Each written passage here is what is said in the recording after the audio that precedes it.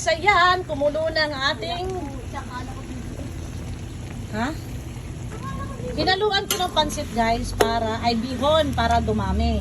So ngayon, ilulunod na natin ang pansit ni Bato. Aha.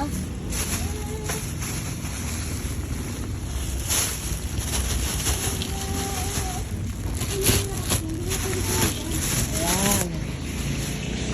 Pansit na Bato. Ihuhulog na natin si pansit na Bato. Ayan. Mix together para mag-well combine ang ating bihon at pansit Bato. Ayan. Ayan guys. Tama lang pala yung tubig ko guys. Tamang-tama na yung tansya kong tubig sa paglagay.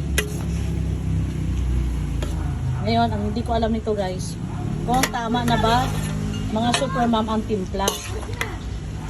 Kasi nilagyan ko ng bihon. Tama lang yung tansya ko.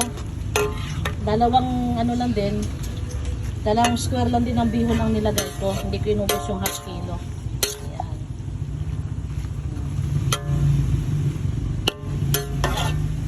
Then, ilagay na natin ang carrots natin. Ayan.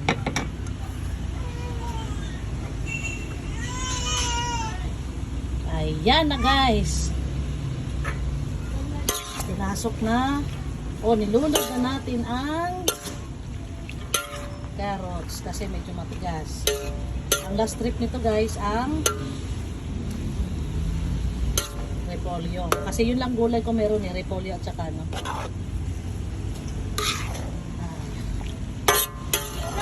So, iwanan muna natin to guys para mag-reduce ang tubig.